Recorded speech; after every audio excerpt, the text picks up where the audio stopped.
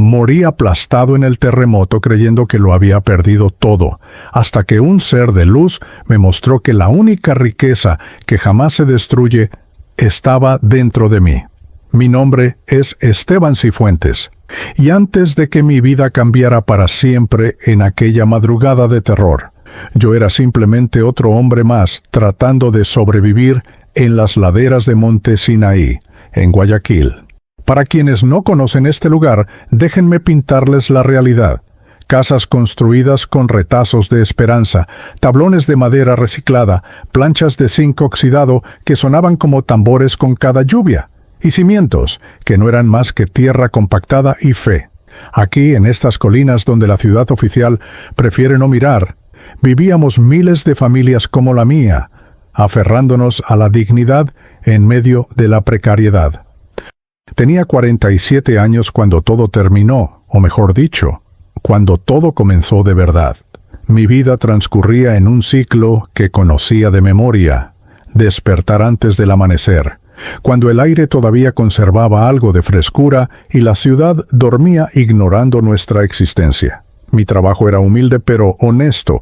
Recolectaba materiales reciclables por las calles de los sectores más acomodados de Guayaquil: cartón, plástico, vidrio, metal, cualquier cosa que pudiera venderse en los centros de acopio.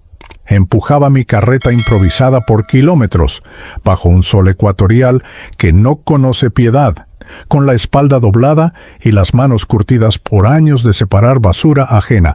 No era una vida fácil, nunca lo fue. Pero cuando regresaba cada tarde a mi rancho, cuando veía a mi Carmita esperándome en la entrada con esa sonrisa que iluminaba más que cualquier bombilla eléctrica que nunca pudimos pagar de manera constante, todo tenía sentido. Ella era mi compañera de batallas, mi refugio en los días difíciles. Llevábamos 23 años juntos, construyendo una familia sobre cimientos invisibles, pero más fuertes que el concreto: amor, lealtad y una determinación férrea de darles a nuestros hijos algo mejor que lo que nosotros habíamos conocido. Nuestros 3 hijos eran nuestra mayor riqueza. Daniela, la mayor de 19 años, trabajaba en una lavandería del centro y estudiaba contabilidad en las noches. Tenía los ojos soñadores de su madre y mi terquedad para no rendirse. Luego venía Mateo, de 15 años, un muchacho delgado pero fuerte que me acompañaba los fines de semana en las rutas de recolección, siempre con una sonrisa a pesar del cansancio. Y la pequeña Lucía, de apenas 11 años, que todavía conservaba esa inocencia infantil que yo quería proteger del mundo cruel que conocíamos demasiado bien. Nuestro hogar era una estructura modesta de aproximadamente 40 metros cuadrados. Las paredes eran una combinación creativa de tablas de madera que había rescatado de construcciones abandonadas, algunas planchas de fibrocemento que un conocido me regaló y, en ciertos sectores, simplemente lona plástica reforzada. El techo era un mosaico de láminas de zinc que había ido acumulando con los años, cada una contando la historia de algún trabajo extra, algún sacrificio particular. El piso era de tierra apisonada, aunque Carmita había conseguido algunas baldosas rotas que colocamos en la zona donde cocinábamos, creando una pequeña isla de civilización en medio de nuestra pobreza material. Dormíamos en colchones delgados sobre tarimas de madera elevadas, un diseño necesario para protegernos de las ratas y la humedad que ascendía del suelo. Teníamos electricidad, sí, pero provenía de una conexión informal que compartíamos con otros 5 ranchos vecinos, un cable que serpenteaba peligrosamente desde el poste más cercano.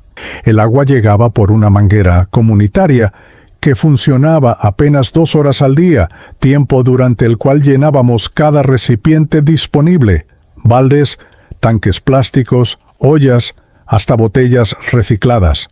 Pero déjenme ser claro en algo: nunca nos sentimos miserables, pobres en recursos materiales, tal vez, pero ricos en algo que muchos con mansiones de hormigón nunca conocerían.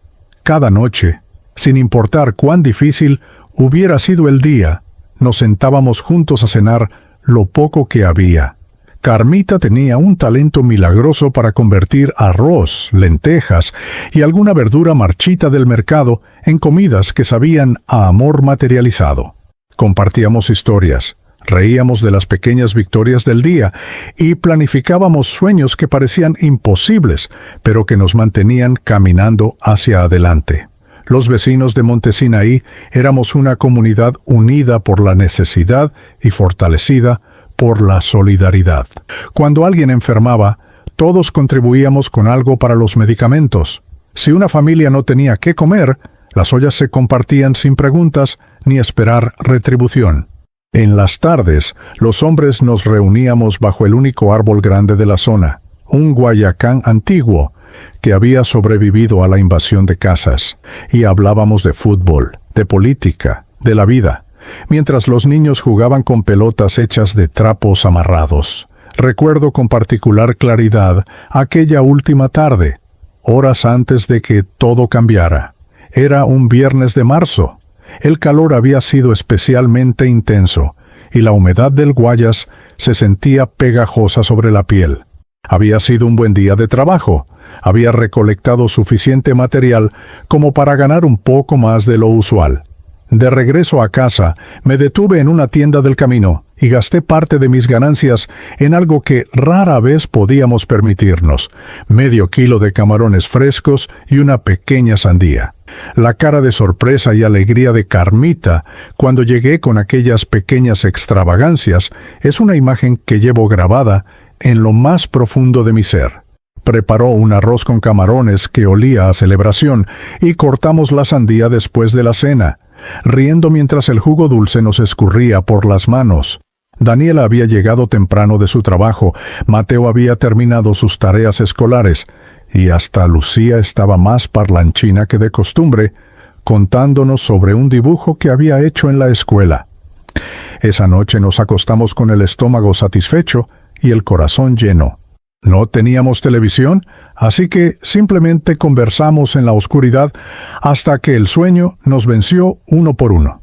Recuerdo haber pensado, justo antes de cerrar los ojos, que a pesar de todo, éramos afortunados. Teníamos salud, teníamos amor, teníamos metas y sueños. ¿Qué más podía pedir un hombre? La respuesta a esa pregunta llegaría de la forma más brutal imaginable apenas unas horas después. Debían ser aproximadamente las 3:15 de la madrugada cuando desperté con una sensación extraña. Un silencio demasiado profundo había caído sobre el vecindario, ese tipo de quietud antinatural que precede a las grandes tormentas. Incluso los perros callejeros, que normalmente ladraban a cualquier sombra, estaban mudos. Abrí los ojos en la oscuridad casi total de nuestro rancho, escuchando solamente la respiración suave de Carmita a mi lado y los pequeños ronquidos de Mateo en el colchón vecino. Entonces empezó un rugido subterráneo, como si la tierra misma estuviera gruñendo con rabia ancestral. El primer movimiento fue un sacudón lateral violento que me lanzó del colchón al suelo. No tuve tiempo ni de gritar una advertencia antes de que el mundo entero comenzara a convulsionar con una furia inimaginable. Las paredes de nuestro frágil hogar empezaron a crujir, a doblarse, a gemir como seres vivos agonizantes. Escuché los gritos de mi familia, voces distorsionadas por el terror que mezclaban mi nombre con súplicas a la divinidad. Intenté ponerme de pie, pero el suelo se movía en oleadas imposibles, arrojándome de un lado a otro como si fuera un muñeco sin peso. El sonido era apocalíptico, el chirrido del metal retorciéndose, el crujido de la madera astillándose, los gritos de cientos de vecinos, el estruendo sordo de estructuras colapsando en toda la colina. Logré gatear hacia donde sabía que estaban los niños, gritando sus nombres con una desesperación que desgarraba mi garganta. La oscuridad era absoluta, solo rota por brevísimos destellos cuando algún cable eléctrico hacía chispa al romperse. Mis manos extendidas buscaban, tanteaban, rogaban encontrar a alguno de mis hijos. Y entonces, en medio del caos, mis dedos tocaron algo, el brazo pequeño de Lucía. La jalé hacia mí, con todas mis fuerzas, cubriéndola con mi cuerpo justo cuando escuché el sonido más terrorífico que un padre puede oír, el crujido final de las vigas principales cediendo. El techo comenzó a caer. Pude sentir cómo las láminas de zinc, las maderas, todo el peso imposible de nuestra precaria construcción se venía abajo. En ese último segundo de conciencia, mientras la estructura colapsaba sobre nosotros, mi único pensamiento fue mantener a Lucía protegida bajo mi cuerpo. No pensé en mí, no pensé en el dolor que sabía que vendría, solo pensé en ella, en darle, aunque fuera una pequeña posibilidad de sobrevivir. Y entonces, todo fue dolor. Un dolor tan inmenso, tan absoluto, que dejó de ser solo una sensación física para convertirse en mi realidad completa. Sentí el peso aplastante sobre mi espalda, sobre mi cabeza, sintiendo cómo mis huesos se quebraban como ramas secas. No podía respirar, no podía moverme, no podía ni siquiera gritar. El mundo se redujo a oscuridad, presión insoportable y un dolor que consumía cada átomo de mi ser. Y luego, de manera tan abrupta que no puede ser descrita adecuadamente con palabras, todo se detuvo. El dolor desapareció, el peso desapareció, pero la oscuridad permaneció, más profunda y extraña que cualquier noche que hubiera conocido en vida. La confusión que experimenté en aquellos primeros momentos después del colapso es imposible de traducir completamente en palabras del lenguaje humano. Imaginen despertar sin comprender que han despertado, existir sin reconocer que la existencia ha cambiado de naturaleza, estar consciente pero sin los referentes habituales que definen la conciencia. Fue exactamente así, un estado de ser que era y no era al mismo tiempo. Lo primero que percibí fue que ya no sentía el peso aplastante sobre mi cuerpo. El dolor agónico había desaparecido por completo, reemplazado por una sensación de ligereza extraña, casi antinatural. Intenté moverme y descubrí que podía hacerlo, pero el movimiento mismo era diferente, como si flotara en un medio denso pero invisible. Abrí los ojos, o al menos eso creía ser, y lo que vi me sumergió en una perplejidad aún mayor. Estaba entre escombros, eso era claro. Podía ver las vigas rotas, las láminas de zinc retorcidas, los fragmentos de lo que había sido mi hogar. Pero todo lucía distinto, como envuelto en una niebla grisácea que no era exactamente niebla, sino algo más sutil, más inquietante. Los colores estaban apagados, desaturados, como si alguien hubiera drenado la vitalidad visual del mundo, y había una cualidad de irrealidad en todo, como esas imágenes borrosas que quedan después de mirar fijamente una luz brillante. Mi primer pensamiento coherente fue para mi familia. Lucía. La había estado protegiendo con mi cuerpo justo antes del colapso. ¿Dónde estaba? Comencé a buscar frenéticamente entre los restos, gritando su nombre con una voz que sonaba extrañamente hueca, como si el aire mismo se negara a transportar el sonido adecuadamente. Removí maderas que se sentían ligeras como plumas en mis manos. Aparté metales que debían pesar toneladas, pero que levantaba sin esfuerzo alguno. No la encontraba. No encontraba a nadie. Los escombros estaban ahí, la destrucción era evidente, pero no había cuerpos, ningún cuerpo, ni el mío, ni el de Lucía, ni el de Carmita, ni los de mis otros hijos. Aquello no tenía sentido. Un terremoto de esa magnitud, un colapso tan completo, debía haber dejado víctimas visibles, pero no había nada más que ruinas vacías y esa atmósfera gris y opresiva. Salí de lo que quedaba de mi rancho y el panorama que se extendía ante mí era de devastación absoluta. Toda la ladera de Monte Sinaí había sido arrasada. Cientos de construcciones precarias habían colapsado como castillos de naipes, creando un paisaje lunar de destrucción y polvo suspendido en el aire. Pero aquí también no había personas. No había sobrevivientes corriendo. No había cuerpos de víctimas. No había equipos de rescate. Solo ese silencio denso, interrumpido ocasionalmente por crujidos distantes y ecos sin origen aparente. Comencé a caminar entre las ruinas, llamando a mi familia, a mis vecinos, a cualquiera que pudiera escucharme. Mi voz sonaba cada vez más desesperada, más aguda. ¿Dónde estaban todos? ¿Por qué no podía encontrar a nadie?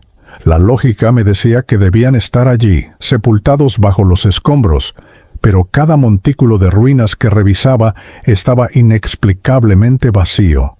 Fue entonces cuando comencé a notar otros detalles perturbadores. Cuando intentaba tocar ciertos objetos sólidos, mi mano a veces los atravesaba como si fueran hechos de humo. Otras veces podía manipularlos normalmente. No había consistencia, no había reglas que pudiera comprender. Intenté salir de la zona de desastre, caminar hacia las partes bajas de Guayaquil donde seguramente habría ayuda.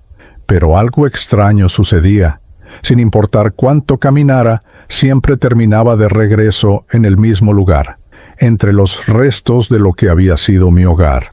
Era como estar atrapado en un bucle imposible, condenado a repetir los mismos pasos una y otra vez sin poder escapar.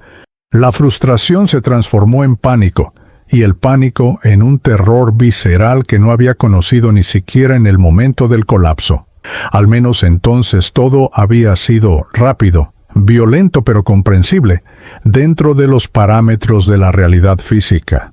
Esto era diferente, esto desafiaba toda lógica, toda razón, y entonces comenzó lo peor.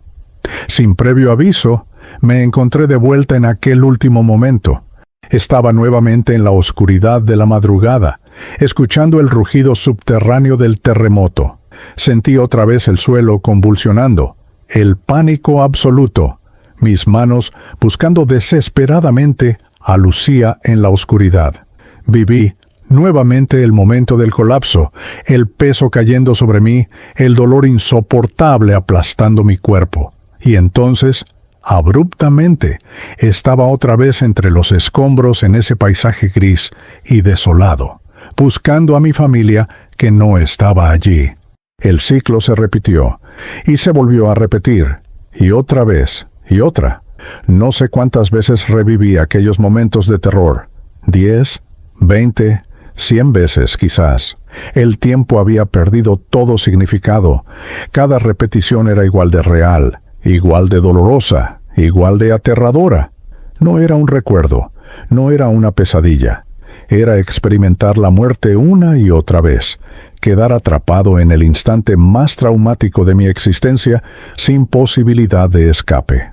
Entre ciclo y ciclo, cuando me encontraba temporalmente en ese paisaje gris de ruinas, comencé a percibir que no estaba completamente solo. Había figuras, sombras, que se movían con la misma desesperación que yo. Al principio creí que eran sobrevivientes, otros que habían logrado salir de los escombros. Intenté acercarme a ellos, buscar ayuda mutua, pero algo en su apariencia me detenía. Lucían translúcidos, indefinidos, como si estuvieran hechos de la misma niebla grisácea que permeaba todo el lugar. Finalmente logré acercarme a una de esas figuras. Era una mujer de edad avanzada, vestida con un camisón desgarrado que revolvía frenéticamente un montón de escombros mientras murmuraba nombres que yo no reconocía. Le hablé, le toqué el hombro intentando captar su atención. Ella se volvió hacia mí, y lo que vi en sus ojos me heló hasta el alma. No había reconocimiento, no había conciencia real, solo un terror animal, primitivo, que la consumía completamente. Me miró sin verme realmente, y luego regresó a su búsqueda obsesiva entre las ruinas. Intenté comunicarme con otros.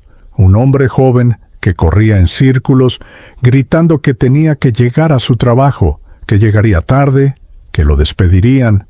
Una niña pequeña que lloraba llamando a su madre, sentada sobre lo que parecían ser los restos de una casa de muñecas destrozada. Un anciano que simplemente permanecía inmóvil, mirando fijamente el vacío con una expresión de incomprensión absoluta. Todos estaban atrapados en sus propios infiernos particulares, incapaces de conectar realmente con nada ni nadie a su alrededor.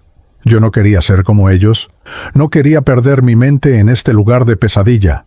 Pero con cada repetición del ciclo de muerte, con cada vez que revivía el terremoto y el colapso, Sentía cómo mi cordura se erosionaba lentamente. Comenzaba a olvidar detalles de mi vida anterior. ¿Cuántos hijos había tenido? ¿3? ¿O eran 4? ¿Cómo se llamaba mi esposa? Carmita, sí, Carmita. ¿Pero qué más? ¿Cómo era su rostro exactamente? Las imágenes se volvían borrosas, distorsionadas. El concepto mismo de quién era Esteban Cifuentes comenzaba a desintegrarse. ¿Había sido un recolector de materiales reciclables? ¿O había trabajado en otra cosa? ¿Dónde había vivido exactamente? Las respuestas se escurrían entre mis dedos como arena fina. Lo único que permanecía con claridad absoluta era el trauma, el terremoto, el colapso, el dolor, la búsqueda inútil entre escombros vacíos. Eso se había convertido en mi identidad completa. No había día ni noche en aquel lugar. No había sol que saliera o se ocultara. No había estrellas en el cielo gris perpetuo. El tiempo era una abstracción sin sentido. Podían haber pasado horas, días, semanas o incluso meses desde el momento real del terremoto. No tenía forma de saberlo. Solo existía el eterno presente de mi agonía cíclica, la repetición sin fin del trauma que me definía. Hubo momentos en los que simplemente me rendía. Me sentaba entre los escombros y dejaba de luchar, dejaba de buscar, dejaba de intentar comprender. La desesperación daba paso a un entumecimiento emocional, una especie de muerte en vida donde simplemente existía sin propósito ni dirección. Pero incluso esa rendición era temporal, porque el ciclo siempre regresaba, arrastrándome nuevamente al momento del colapso, obligándome a revivir el horror una vez más. En algún momento de aquella eternidad gris, desarrollé una certeza terrible. Esto era el castigo final. Había muerto en el terremoto. Eso debía ser cierto, aunque no pudiera recordar exactamente el proceso de morir. Y este lugar de pesadilla, este ciclo interminable de trauma y confusión, era mi destino eterno. Había vivido en la pobreza, había luchado toda mi vida sin lograr nunca salir adelante verdaderamente, y ahora incluso en la muerte, me encontraba en la miseria más absoluta. Ni siquiera en el más allá podía escapar de mi condición de desposeído. La amargura de ese pensamiento era más dolorosa que el peso físico que había aplastado mi cuerpo. Había intentado ser bueno, ser honesto, amar a mi familia, mantener mi dignidad incluso en la precariedad. ¿Y para qué? Para terminar atrapado en este infierno gris, repitiendo mi muerte eternamente, separado de todo lo que había amado, sin paz, sin descanso, sin esperanza. Fue en el momento de mayor desesperación, cuando estaba a punto de perderme completamente en el abismo de la confusión y el trauma, que algo cambió. Una luz apareció en la distancia, penetrando la grisura opresiva que me rodeaba. No era como la luz física que había conocido en vida. Era algo más puro, más intenso, que parecía no solo iluminar el espacio, sino también tocar algo profundo dentro de mi conciencia fragmentada. Y en esa luz se materializó una presencia que cambiaría todo lo que creía saber sobre la muerte, el alma y la verdadera naturaleza de la riqueza espiritual. La luz se acercaba lentamente, atravesando la niebla grisácea que había sido mi prisión durante un tiempo imposible de calcular. No era como el resplandor del sol ecuatorial que había conocido en vida, ni como las lámparas eléctricas que apenas iluminaban nuestro rancho en Monte Sinaí. Esta luminosidad poseía una cualidad completamente diferente, una calidez que no era térmica sino emocional, una claridad que no solo dispersaba la oscuridad física, sino que también parecía disolver la confusión que nublaba mi mente. A medida que la luz se aproximaba, comencé a distinguir una forma dentro de ella. No era exactamente un cuerpo como los que conocemos en el mundo material, sino más bien una presencia que adoptaba una apariencia humanoide para que yo pudiera comprenderla. La figura resplandecía con tonalidades que oscilaban entre el dorado intenso y un blanco perlado, emanando ondas de energía que podía sentir incluso a la distancia. Era como si la propia esencia del amor, la compasión y la sabiduría hubieran tomado forma visible. Instintivamente retrocedí. Después de tanto tiempo atrapado en aquel lugar de pesadilla, donde nada era confiable y todo era motivo de terror, mi primera reacción ante cualquier cosa desconocida era el miedo. Pero esta presencia luminosa no se detuvo. Continuó avanzando hacia mí con una calma soberana, y a medida que se acercaba, algo extraordinario comenzó a suceder. La opresión que había sentido constantemente en ese plano gris empezó a aligerarse. Era como si su mera presencia estuviera limpiando el ambiente de toda la energía densa y traumática que lo saturaba. Cuando finalmente estuvo frente a mí, pude percibir con mayor claridad sus características. Aunque la luz que emanaba era intensa, ya no lastimaba mis sentidos como lo había hecho al principio. Pude distinguir lo que parecía ser un rostro de facciones serenas, indefinidas en cuanto a edad o género específico, pero rebosantes de una bondad tan profunda que instantáneamente desarmó todas mis defensas. Sus ojos, si es que podían llamarse así, eran pozos de comprensión infinita que parecían ver no solo mi forma actual, sino todas las capas de mi ser, pasado, presente y las posibilidades futuras. Entonces habló, y su voz era múltiple y singular al mismo tiempo. No escuché palabras en el sentido tradicional, con sonidos formando sílabas en el aire. En lugar de eso, los conceptos e ideas se formaban directamente en mi conciencia, traducidos instantáneamente a un lenguaje que yo podía comprender. Era comunicación pura, sin las limitaciones y ambigüedades del lenguaje humano. Esteban Cifuentes, Sosson, dijo la presencia, y al escuchar mi nombre pronunciado con tal claridad, algo dentro de mí se quebró.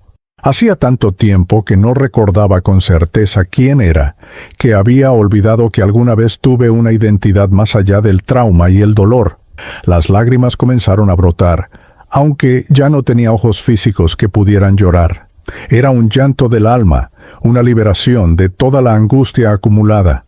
No temas, continuó la entidad luminosa. He venido a ayudarte. Mi nombre, en la forma que tu mente puede comprenderlo, es Ariel. Soy un guía espiritual, un servidor de la luz que asiste a las almas en transición. Has estado atrapado en un estado de confusión post-mortem, reviviendo tu trauma de muerte una y otra vez. Pero ese ciclo termina ahora. Sus palabras confirmaban lo que en algún nivel profundo ya había sospechado, pero me había negado a aceptar completamente. Estaba muerto. Mi cuerpo físico había perecido bajo los escombros de mi hogar durante el terremoto. Pero lo que yo era, mi conciencia, mi esencia, había continuado existiendo en este plano extraño y aterrador. La muerte no había sido el fin absoluto que imaginaba, sino una transición a otra forma de existencia que no había sabido navegar. ¿Por qué no puedo encontrar a mi familia?, pregunté con una desesperación que brotaba desde lo más profundo de mi ser. ¿Dónde están Carmita, Daniela, Mateo y Lucía? ¿También murieron en el terremoto? ¿Están atrapados como yo en algún lugar horrible? Ariel extendió lo que parecía ser una mano luminosa y la colocó sobre mi pecho, donde en vida había estado mi corazón. Una oleada de calidez y tranquilidad fluyó a través de mí, calmando parcialmente mi agitación. Tu familia física sobrevivió al terremoto, me informó con gentileza. Lucía, a quien protegiste con tu cuerpo en el momento del colapso, resultó ilesa gracias a tu sacrificio. Carmita y tus otros hijos también salieron con vida, aunque con heridas menores. Están en el mundo material ahora, llorando tu partida, pero vivos y seguros. El alivio que sentí ante esas palabras fue tan intenso que pensé que me desintegraría. Habían sobrevivido. Mi familia estaba viva. El sacrificio de mi vida no había sido en vano. Lucía, mi pequeña Lucía, estaba bien. Ese conocimiento era como un bálsamo sobre la herida abierta de mi alma traumatizada. Pero entonces, ¿por qué estoy aquí?, pregunté, gesticulando hacia el paisaje gris de ruinas que nos rodeaba. ¿Por qué he estado atrapado en este lugar de pesadilla, reviviendo mi muerte una y otra vez? ¿Qué hice para merecer este tormento? La expresión de Ariel se volvió aún más compasiva, si eso era posible.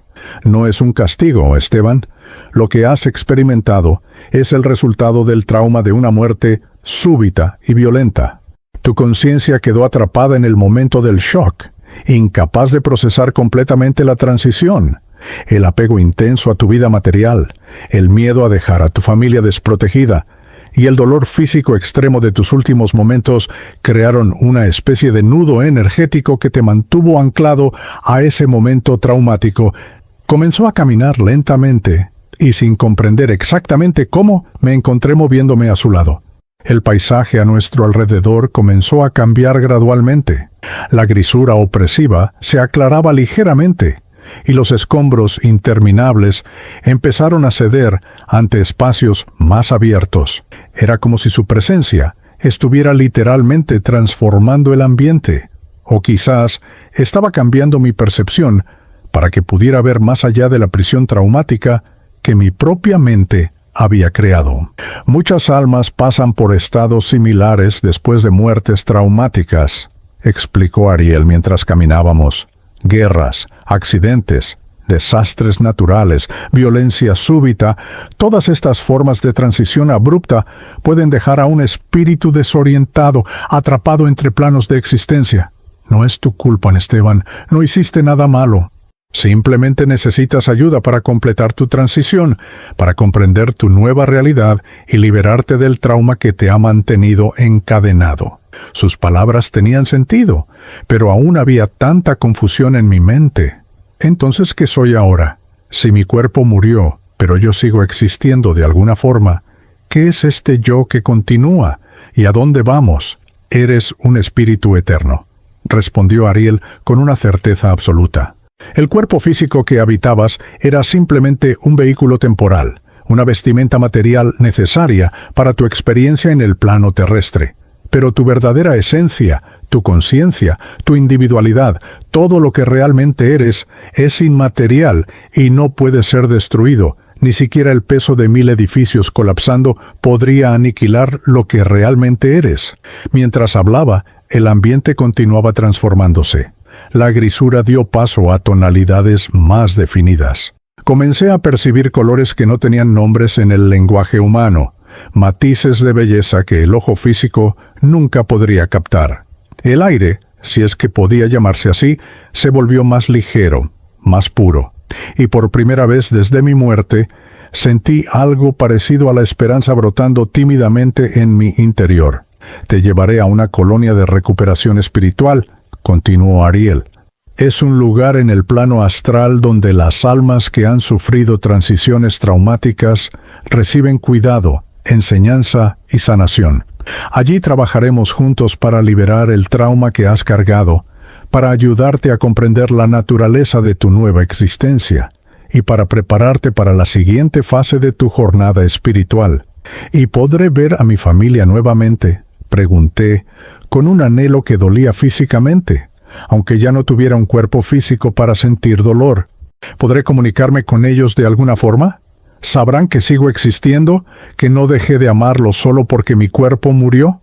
Ariel se detuvo y me miró directamente, sus ojos luminosos penetrando hasta las profundidades de mi ser. El amor verdadero trasciende todos los planos de existencia, Esteban.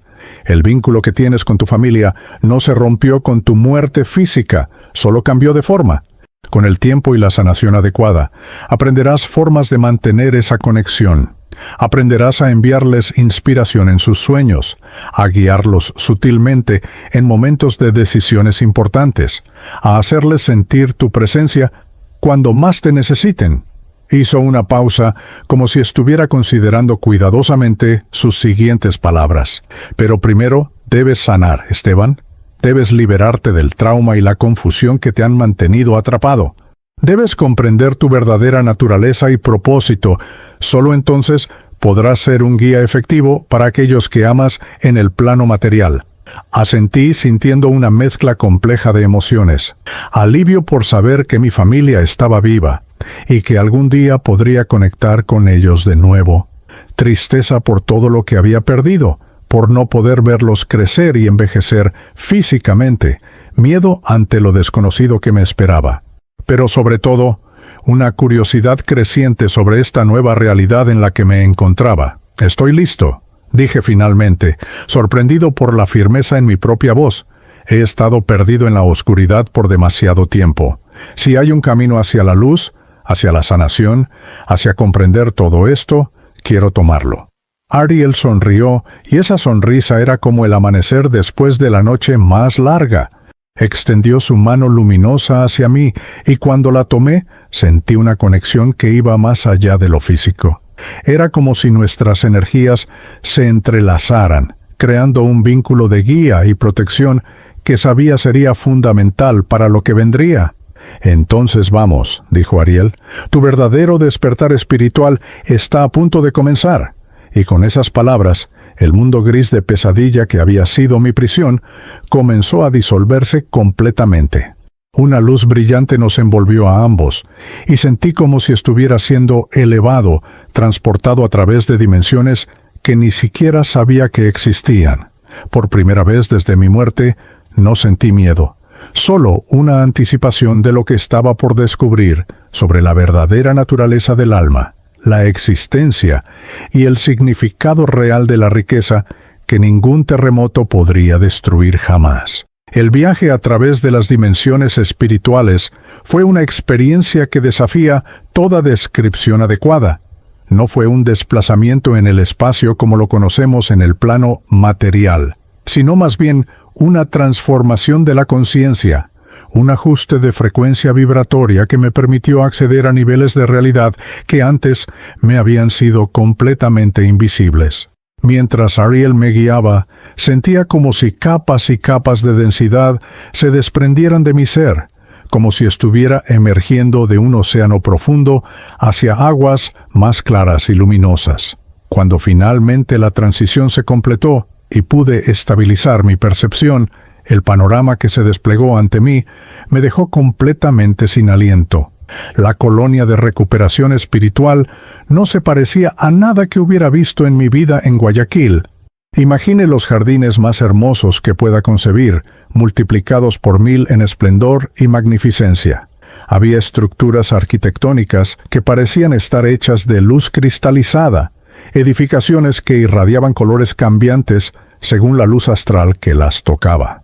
Árboles de formas imposibles crecían en todos lados, sus ramas extendiéndose en patrones geométricos perfectos, con hojas que brillaban como esmeraldas líquidas.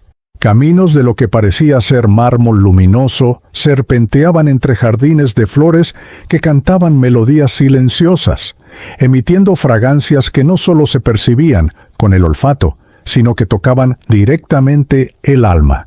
Había fuentes de agua cristalina que fluía hacia arriba antes de caer en cascadas que creaban arcoíris perpetuos. Y por todas partes, figuras luminosas similares a Ariel se movían con propósito y gracia, asistiendo a otras almas que, como yo, habían llegado aquí necesitadas de sanación y comprensión. «¿Este es el santuario de las almas en transición?», explicó Ariel mientras me guiaba por uno de los caminos luminosos. «Aquí vienen los espíritus que han experimentado muertes traumáticas, súbitas o confusas. Es un lugar de descanso, aprendizaje y transformación. Permanecerás aquí el tiempo que necesites para sanar completamente y comprender la verdadera naturaleza de tu existencia eterna». Me condujo hacia una de las estructuras cristalinas, un edificio circular con columnas que parecían estar hechas de luz solidificada. En el interior había espacios amplios, con lo que solo puedo describir como camas de energía, superficies luminosas donde otras almas descansaban, mientras guías espirituales trabajaban con ellas. Algunos de esos espíritus lucían translúcidos y confundidos, muy similares a como yo debía haber lucido cuando Ariel me encontró. Otros ya mostraban mayor solidez y claridad, señal de que su proceso de recuperación avanzaba. Ariel me llevó a una sala privada donde la energía era particularmente serena. Me indicó que me recostara en una de esas superficies luminosas, y cuando lo hice, sentí como si estuviera siendo envuelto en un abrazo de puro amor incondicional. todas las tensiones residuales de mi trauma comenzaron a disolverse y por primera vez en lo que parecía una eternidad, experimenté algo parecido a la verdadera paz. Ahora comenzaremos el trabajo real, dijo Ariel, posicionándose cerca de mí. Voy a ayudarte a revisar tu vida reciente, pero no de la forma en que la recordabas mientras estabas atrapado en el trauma. Verás tu existencia desde una perspectiva espiritual expandida, con la comprensión que solo es posible desde este lado del velo. Extendió sus manos luminosas sobre mí y de repente, imágenes comenzaron a fluir a través de mi conciencia. Pero no eran simples recuerdos. Era como revivir momentos de mi vida con una claridad y profundidad que nunca había experimentado mientras estaba vivo. Y más importante aún, podía sentir no solo mis propias emociones en esos momentos, sino también las emociones de las personas a mi alrededor, comprender el impacto que mis acciones habían tenido en otros. Vi mi vida en Monte Sinaí con nuevos ojos. Vi aquella mañana cuando encontré a un vecino anciano caído en el camino, deshidratado y débil bajo el sol brutal. Recordaba haberlo ayudado, haberlo llevado a su rancho y compartido el poco agua que llevaba en mi botella. En ese momento había pensado que era solo un gesto simple, algo que cualquier persona decente habría hecho. Pero ahora podía ver más allá. Podía sentir la gratitud profunda de aquel anciano, ver cómo ese acto de bondad le había restaurado no solo el cuerpo, sino también la fe en la humanidad. Podía ver las ondas de energía positiva que ese simple acto había generado, extendiéndose como círculos en un estanque. Vi el día en que Daniela llegó llorando a casa porque un supervisor en la lavandería la había humillado públicamente por un error menor. Recordaba haberme sentado con ella, haberle secado las lágrimas y haberle dicho que su valor como ser humano no dependía de la opinión de nadie más, que ella era digna de respeto simplemente por existir. En ese momento, solo había querido consolar a mi hija, pero ahora podía ver el impacto profundo que esas palabras habían tenido.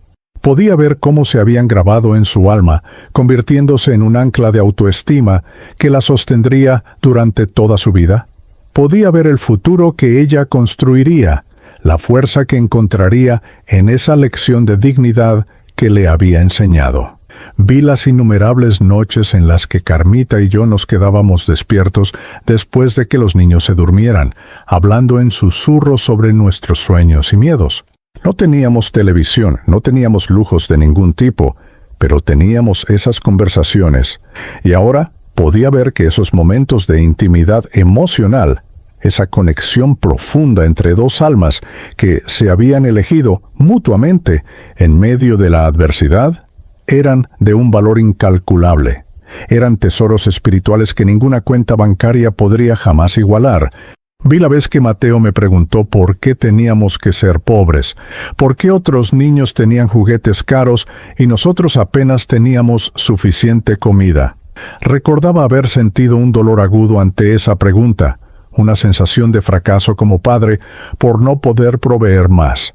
Pero lo que le había dicho era esto: hijo, la riqueza real no está en las cosas que posees, sino en las personas que amas y en la bondad que cultivas en tu corazón. Hay millonarios que son pobres en el alma, y hay personas sin un centavo que son ricas en todo lo que realmente importa. En ese momento había sido solo un intento de consolar a mi hijo, pero ahora, desde esta perspectiva expandida, podía ver la verdad profunda de esas palabras. Podía ver que durante toda mi vida, incluso cuando luchaba por conseguir dinero suficiente para alimentar a mi familia, había estado cultivando riquezas de un tipo completamente diferente.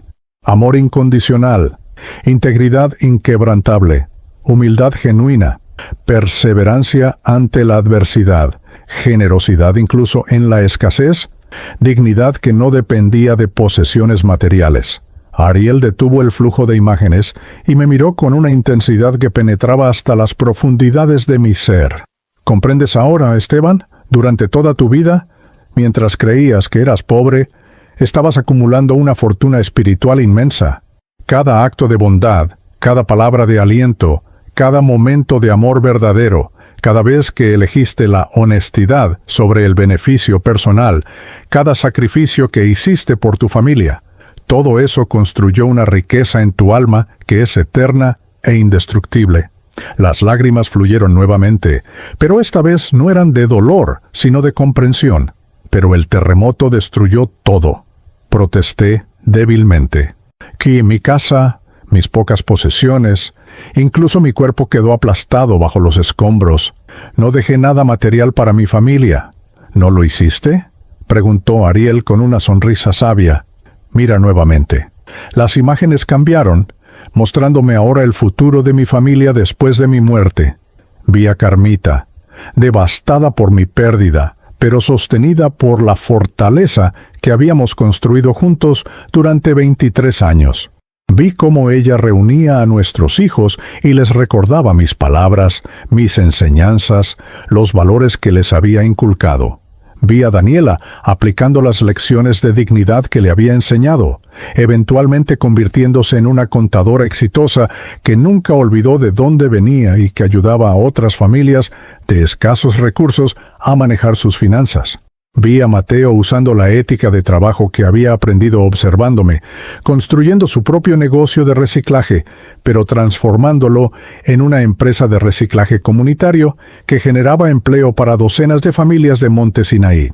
Vi a Lucía, la pequeña que protegí con mi cuerpo en el último momento, creciendo para convertirse en trabajadora social, dedicando su vida a servir a las comunidades más vulnerables, inspirada por el ejemplo de sacrificio desinteresado que había presenciado en su padre. ¿Ves?, dijo Ariel suavemente.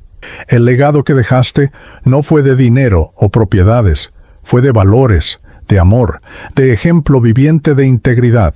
Esa es una herencia que ningún terremoto puede destruir, que ninguna tragedia puede arrebatar. Es eterna. Entonces, Ariel me mostró algo aún más revelador. Me llevó a una especie de sala donde pude ver representaciones visuales de lo que él llamaba registros del alma. Era como ver el balance completo de mi existencia, pero no medido en términos financieros, sino en términos espirituales. Cada acto de bondad brillaba como una joya luminosa. Cada momento de amor verdadero emitía una frecuencia armoniosa. Cada elección ética creaba patrones de belleza geométrica. Esto es lo que realmente eres, explicó Ariel. Esta es la riqueza que acumulaste durante tu vida en el plano material. Y mírate ahora, Esteban. Mírate verdaderamente. Por primera vez desde mi muerte, me observé a mí mismo con claridad. Mi forma espiritual ya no era la figura translúcida y confusa que había sido cuando Ariel me encontró. Ahora brillaba con luz propia, no tan intensamente como los guías espirituales avanzados como Ariel, pero con un fulgor definido y hermoso. Los valores que había cultivado, el amor que había dado, la integridad que había mantenido incluso en la pobreza material, todo eso se había convertido en la sustancia misma de mi ser espiritual. El terremoto destruyó tu cuerpo físico, continuó Ariel. Destruyó tu casa de zinc y madera. Destruyó las pocas posesiones materiales que habías acumulado. Pero fíjate bien, Esteban, destruyó tu capacidad de amar. Destruyó los valores que habías cultivado. Destruyó la conciencia que desarrollaste. Destruyó el impacto positivo que tuviste en las vidas que tocaste. Negué con la cabeza, comprendiendo finalmente la lección profunda que estaba recibiendo. No, nada de eso fue tocado. Todo eso permanece intacto, aquí conmigo. Exactamente, confirmó Ariel con satisfacción, y esa es la revelación fundamental que necesitabas comprender. La verdadera riqueza del alma es la única cosa que no conoce destrucción.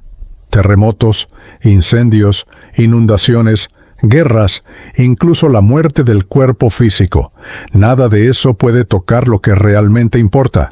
La pobreza material en la que viviste no era la medida de tu verdadero valor. De hecho, fue el contexto perfecto para demostrar la riqueza de tu espíritu. Me mostró entonces algo que me llenó de asombro. Me dejó ver brevemente las existencias de personas que habían vivido en riqueza material, pero pobreza espiritual.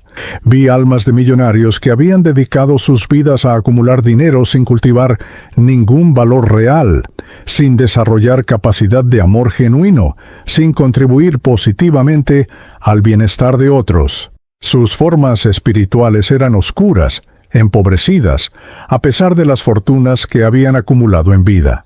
¿Quién era realmente el pobre, Esteban?, preguntó Ariel. ¿Tú, con tu rancho de zinc, pero con un corazón lleno de amor y manos dispuestas a ayudar? ¿O ellos, con sus mansiones de mármol, pero con almas vacías que no desarrollaron nada de valor eterno? La respuesta era obvia, y con ella vino una transformación completa en mi comprensión de lo que había sido mi vida. No había sido un fracaso porque no logré riqueza material. Había sido un éxito precisamente porque, a pesar de la escasez material, había logrado cultivar riquezas espirituales genuinas. El terremoto que había destruido mi cuerpo y mi hogar había sido, en realidad, la prueba final que demostraba que lo que yo había construido era indestructible. Ahora comprendes, dijo Ariel, que tu verdadera identidad nunca fue Esteban el pobre reciclador. Siempre fuiste Esteban el alma rica en amor, integridad y servicio. Y esa identidad no solo sobrevivió al terremoto, sino que brilla más fuerte ahora que las distracciones del mundo material han sido removidas. Los días que siguieron a mi despertar espiritual completo transcurrieron en un estado de aprendizaje y transformación que nunca hubiera imaginado posible. El concepto mismo de tiempo era diferente en el plano astral. No había relojes ni calendarios, solo ciclos naturales de actividad y descanso que fluían de acuerdo a las necesidades de cada alma. Ariel se convirtió en mi maestro constante, guiándome a través de las complejidades de mi nueva existencia, enseñándome a navegar esta dimensión espiritual con la misma naturalidad con que antes había caminado por las calles de Guayaquil. Aprendí que la conciencia en el plano astral opera de maneras fundamentalmente diferentes a cómo funciona en el cuerpo físico. El pensamiento tiene poder creativo directo aquí. Si imaginaba estar en un lugar, mi forma espiritual se desplazaba hacia ese lugar. Si deseaba comunicarme con otro espíritu, la conexión se establecía instantáneamente si ambas partes estaban receptivas. La energía emocional era visible, palpable, algo que podía ser percibido y trabajado directamente. Durante este periodo de adaptación, Ariel me presentó a otros guías espirituales y a almas que, como yo, habían llegado recientemente desde el plano material. Conocí a espíritus que habían muerto en circunstancias similares, desastres naturales, accidentes súbitos, transiciones violentas. Cada uno tenía su propia historia de trauma y recuperación, y de cada uno aprendí algo valioso sobre la naturaleza del alma y la continuidad de la conciencia más allá de la muerte física. Fue durante una de estas interacciones que algo cambió dentro de mí. Estaba conversando con un espíritu recién llegado, una mujer joven que había muerto en un deslizamiento de tierra en las montañas de Honduras. Ella estaba aterrorizada, confundida, convencida de que había sido castigada por algún pecado terrible porque había vivido en la pobreza extrema y ahora se encontraba en este lugar extraño sin comprender qué le había sucedido. Sus palabras resonaron profundamente en mí porque reconocí exactamente ese mismo terror, esa misma confusión que yo había experimentado.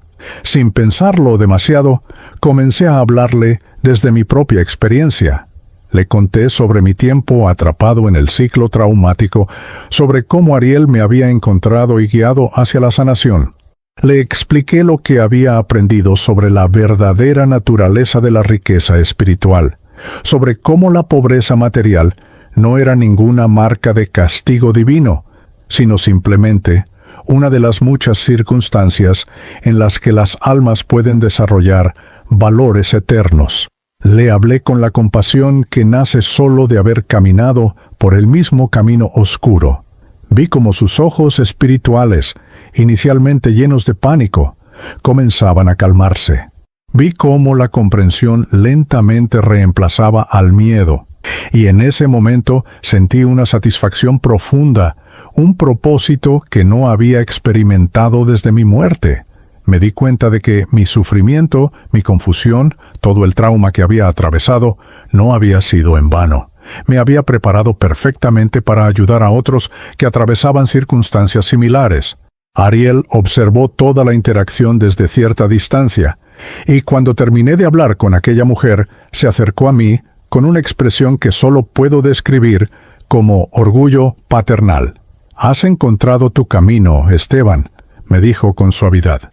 «Has descubierto que el dolor sanado se convierte en sabiduría que puede sanar a otros. Esta es la alquimia espiritual más preciosa que existe». Fue entonces cuando me propuso lo que se convertiría en mi misión en el plano astral. «Hay un trabajo que necesita ser hecho», explicó Ariel. «Constantemente llegan almas desde el plano material que han muerto en condiciones de pobreza extrema, en desastres, en circunstancias violentas o traumáticas. Muchas de ellas cargan con la creencia de que su pobreza material era evidencia de falta de valor, de que fueron castigadas o abandonadas por la divinidad. Necesitan a alguien que comprenda su experiencia desde adentro, alguien que pueda mostrarles la verdad que tú ahora comprendes. Mi corazón espiritual se llenó de un propósito renovado ante sus palabras. «No quiero hacer ese trabajo», respondí sin dudar. «Si puedo evitar que, aunque sea un alma, sufra la confusión y el terror que yo experimenté, si puedo ayudar a otros a comprender que su verdadero valor nunca dependió de sus circunstancias materiales, entonces quiero dedicarme a eso». Así comenzó mi entrenamiento formal, como parte de lo que Ariel llamaba el Grupo de Rescate y Orientación Espiritual. Me enseñaron técnicas para acercarme a almas traumatizadas sin asustarlas más, formas de comunicar verdades espirituales complejas en lenguaje que las conciencias confundidas pudieran comprender, métodos para ayudar a las almas a liberarse de los ciclos traumáticos en los que quedaban atrapadas. Era un trabajo que requería paciencia infinita, compasión profunda y la voluntad de sumergirse en los espacios oscuros donde las almas traumatizadas permanecían atrapadas. Mi primera asignación oficial fue en una zona del plano astral que correspondía a una región afectada por inundaciones en el norte de Perú. Llegué a encontrar a un espíritu llamado Gustavo, un agricultor que había muerto ahogado cuando las aguas desbordaron su pequeña parcela de tierra. Había pasado lo que parecían semanas en tiempo subjetivo, reviviendo continuamente el momento en que el agua lo arrastró, incapaz de comprender que ya no estaba en el plano material. Me acerqué a él con la calma que había aprendido de Ariel, permitiendo que mi propia luz espiritual penetrara gradualmente la oscuridad que lo rodeaba. Cuando finalmente pudo percibirme, vi en sus ojos el mismo terror que yo había sentido. «No tengas miedo», le dije con la voz más gentil que pude. «Yo también morí en circunstancias similares. Yo también estuve perdido y confundido. Pero estoy aquí ahora para mostrarte que hay un camino hacia la comprensión y la paz». El trabajo con Gustavo tomó lo que calculé eran varios días en términos del tiempo astral. Pacientemente lo guié a través del mismo proceso que Ariel había usado conmigo, ayudándolo a comprender que aunque su cuerpo había perecido, su conciencia continuaba. Le mostré que la tierra que tanto había amado, que creía haber perdido para siempre, no era lo que definía su valor. Le ayudé a revisar su vida y reconocer la riqueza espiritual que había acumulado, el amor por su familia, su dedicación al trabajo honesto, su conexión profunda con la naturaleza, su generosidad con los vecinos, incluso cuando él mismo tenía poco. Ver el momento en que Gustavo finalmente comprendió, cuando su forma espiritual se iluminó con la conciencia de su verdadero valor eterno, fue una de las experiencias más gratificantes que había tenido desde mi muerte. No era solo que lo había ayudado a él, era que en el proceso había reafirmado mi propia comprensión, había dado significado a mi propio sufrimiento. Los casos se sucedieron uno tras otro. Conocí a Rosa, una madre soltera de El Salvador, que había muerto durante el parto, convencida de que estaba siendo castigada por haber tenido un hijo fuera del matrimonio. Le mostré que el amor maternal que había sentido, incluso en sus últimos momentos de vida, era una de las formas más puras de amor que existen, y que ninguna circunstancia social podía manchar ese valor espiritual. Trabajé con Miguel, un niño de apenas 8 años que había muerto de desnutrición en las zonas rurales de Guatemala, aterrorizado y creyendo que había hecho algo malo para merecer tanto sufrimiento. Con paciencia infinita, le expliqué que las almas a veces eligen experiencias de vida difíciles por razones que van más allá de la comprensión humana, que su breve vida había sido valiosa precisamente por el amor puro e inocente que había mantenido a pesar de las dificultades. Ayudé a Carmen, una anciana de Bolivia que había vivido 92 años en pobreza extrema, convencida de que su larga vida de carencias significaba que había sido olvidada por lo divino. Le mostré los registros de su alma, las miles de pequeñas bondades que había realizado durante casi un siglo de existencia, y cómo cada una había creado ondas de luz que habían tocado incontables vidas. Con cada alma que ayudaba, mi propia comprensión se profundizaba. Comencé a ver patrones en las creencias que atrapaban a los espíritus en el sufrimiento post-mortem. La más común era la ecuación errónea entre valor material y valor espiritual, la creencia de que la pobreza en vida significaba pobreza eterna del alma.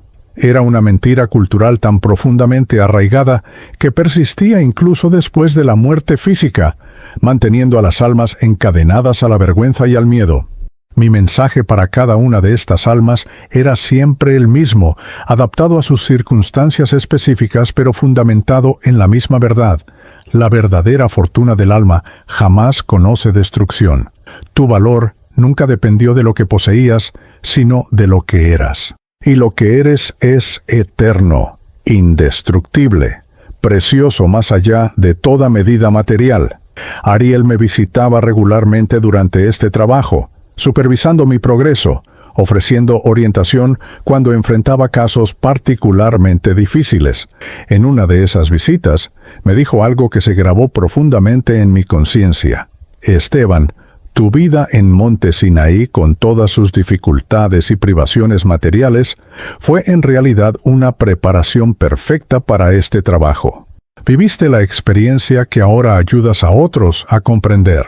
Tu credibilidad con estas almas no viene de conocimiento abstracto, sino de experiencia vivida. Eso es invaluable. Pero mi trabajo no se limitaba solo a ayudar a almas recién desencarnadas. También aprendí que era posible, bajo ciertas circunstancias y con la guía apropiada, mantener algún tipo de conexión con el plano material. Ariel me enseñó técnicas para enviar impresiones a las personas que amaba en la tierra, formas sutiles de hacerles sentir mi presencia continua. Aprendí a visitar a Carmita en sus sueños, no de manera invasiva, sino como una presencia reconfortante que le recordaba que el amor que compartíamos no había terminado con mi muerte. No podía hablarle directamente, no podía interferir con su libre albedrío o su proceso de duelo, pero podía ser como una brisa cálida que tocaba su alma en los momentos de mayor tristeza. Pude observar a Daniela mientras construía su carrera, y en los momentos en que dudaba de sí misma, aprendí a proyectar la energía de las palabras que le había dicho en vida sobre su valor inherente. No eran ya mis palabras físicas, sino impresiones energéticas que su alma reconocía y que la fortalecían. Vi a Mateo transformar el trabajo humilde de reciclaje en algo más grande, y aunque él no podía verme, yo estaba ahí en cada decisión importante, irradiando la misma ética de trabajo honesto que había tratado de enseñarle en vida. A veces sentía que él percibía mi presencia, un momento de quietud donde parecía recordar algo importante, un impulso inexplicable hacia la decisión correcta. Y Lucía, mi pequeña Lucía que había protegido con mi cuerpo en el último momento. Ella creció con una sensibilidad especial hacia el mundo espiritual. En ocasiones, cuando meditaba o cuando estaba en momentos de profunda reflexión, sentía que podía percibirme más claramente que los otros. A través de los años, Observé cómo elegía dedicar su vida al servicio, inspirada no solo por el recuerdo de mi sacrificio, sino por una conexión más profunda con la verdad espiritual que yo ahora comprendía completamente. Hubo momentos en este trabajo donde me conecté con médiums sensibles en el plano material, personas con la capacidad natural de percibir y comunicar con el mundo espiritual. A través de algunos de ellos, logré transmitir mensajes más directos a mi familia. Palabras de amor, de orgullo por lo que habían logrado, de confirmación de que yo continuaba existiendo y que algún día nos reuniríamos nuevamente. Pero más allá de mi familia personal, también comencé a trabajar con médiums para transmitir enseñanzas más amplias. Quería que otros en el plano material, especialmente aquellos que vivían en pobreza y dificultad, supieran lo que yo había aprendido, que su valor no estaba determinado por su cuenta bancaria, que la riqueza verdadera no podía ser destruida por ninguna tragedia, que cada acto de amor, cada elección ética, cada momento de bondad genuina, estaba construyendo una fortuna espiritual eterna. Este testimonio que ahora comparto, transmitido a través de un médium sensible, es parte de ese trabajo. Es mi forma de alcanzar a aquellos que todavía viven en el plano material, que luchan con las mismas dudas y miedos que yo tuve. Quiero que sepan que el terremoto que destruyó mi cuerpo no destruyó nada de lo que realmente importaba, que la pobreza en la que viví no era la medida de mi verdadero valor, que el amor que di, la integridad que mantuve, la dignidad que preservé, incluso en la escasez. Todas esas cosas permanecen conmigo, brillando más fuerte ahora que las distracciones materiales han sido removidas. Mi mensaje es simple pero profundo. Están construyendo su riqueza espiritual en cada momento, con cada elección que hacen. No esperen a morir para darse cuenta de lo que realmente importa. Reconozcan ahora, mientras todavía están en el cuerpo físico, que la verdadera fortuna no está en lo que poseen, sino en lo que son, en cómo aman, en cómo sirven, en los valores que cultivan.